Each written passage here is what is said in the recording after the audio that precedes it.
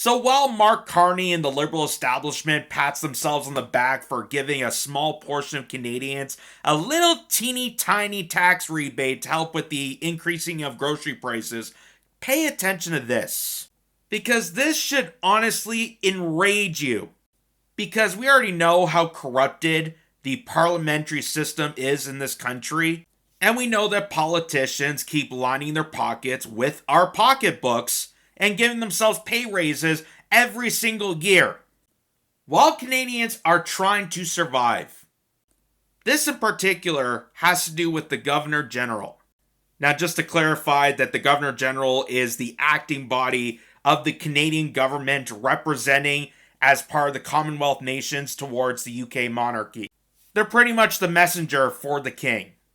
Now, what you're about to see here is a video tweeted out by Franco Terrazzano, who represents the Canadian Taxpayer Federation, a non-governmental, non-profit organization that cooks the books, that tells us all the shenanigans that Canadians are getting abused with their tax dollars. They're an incredible resource. I highly recommend checking them out, giving them a follow, and looking for yourself. So take a listen to this. A king doesn't mean you should be living like one off of Canadian taxpayers' money.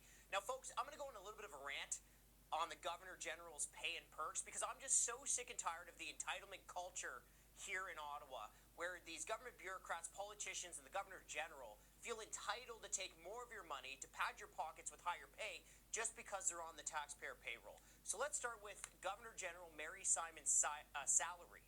It just spiked again to almost $400,000. The Governor General's annual salary is now $393,800. Almost $400,000 for a symbolic role. Now here's an answer that Ottawa owes you. What extra value are you getting from the Governor General? Because you're paying about $1,300 a month extra for the Governor General's salary.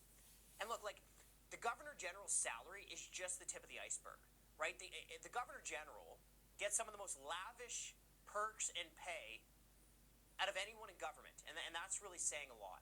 Okay, so on top of the almost $400,000 annual salary for the Governor General, you also have a clothing allowance. Okay, a Governor General is allowed to bill you for up to $130,000 for their clothes over their 5-year term. Look, the Governor General's salary is almost $400,000. I'm pretty sure she can pay for her own clothes without having to bill you. But let's just look at what she's been billing you for with clothes. Okay, I have it written down here. So Governor General Mary Simon has billed taxpayers $2,500 on luxury wool suits, $1,500 on a sealskin chest piece, $1,100 on 6 pairs of shoes, $875 on a blazer, $495 on a dress, $475 on a coat, and the list goes on and on and on. Then there's the extravagant travel to far-flung countries. Okay, you probably remember the Governor General's now infamous week-long trip to the Middle East, where the Governor General and her entourage billed taxpayers for about $100,000 on airplane food. Okay? Or what about the Governor General's 4-day trip to Iceland? Spent $71,000 on limo services in Iceland. Now here's another question. If the Governor General is supposed to be the King's representative in Canada, why are Canadian taxpayers paying for the Governor General to go to these other countries that are not the United Kingdom, when we also pay for an army of bureaucrats at Global Affairs Canada? Make it make sense. It doesn't. Don't try. And then there's 2 other perks that we got to talk about too.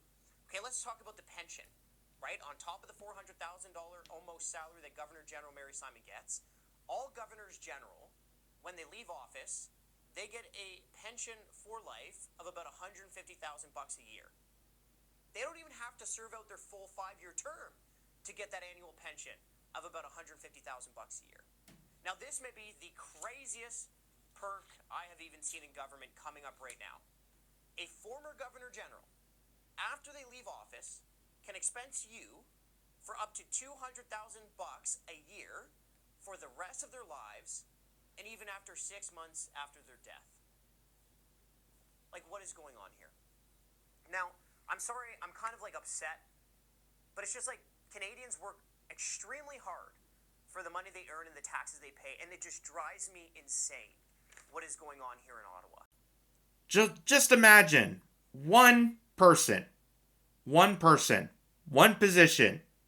making just under $500,000 of your tax dollars, while you are a struggling Canadian, or maybe you're a family of four, or maybe you're a young Canadian that's also, looking for a job because unemployment is skyrocketing. The taxes are enormous here. Homelessness is running amok, and going to the grocery store that used to be as simple, everyday chore has now become an unworthy expense because of the taxes, because of carbon taxes, because of just the utmost inflation that has not been dealt with. So think about that. Just one particular person making under $500,000 annually to just be the messenger for the Canadian government to King Charles. And that's not including the rest of the parliament that get pay raises every year, pat themselves on the back for destroying more of this country. And I'm saying this across the board. It's not just Mark Carney and the Liberals. It's also the NDP. It's also the Conservatives. It's the entire system, ladies and gentlemen. None of these people give a damn about you one bit. So why would I reciprocate? That is incredible, folks. Unbelievably incredible. And if that doesn't get you enraged, I got a whole laundry list that I could put up here and spend hours discussing, because the entire system is massively, massively corroded. Think of corruption as the cancer that is keeping these parasites afloat. Because without corruption, maliceness, propaganda, and just flat out money laundering, none of these people would be in the positions that they are right now. Remember, Mark Carney wasn't even a name over a year ago. And it's all a continuation of deterring this country. So thank you to Canadian Taxpayer Federation for pointing this out, continuing to do their great work. Again, I cannot recommend them highly enough. Go check them out for yourselves. Go to their website. They got a whole section of uncovering the money laundering, the scandals, the corruption, everything from Global Affairs Canada to Mary Simon to Mark Carney to everything that goes on in this country of Canada. And you'll understand why exactly Canada operates the way it does. Because I can tell you from my experience, no one voted for this. No one voted for this nightmare to continue on.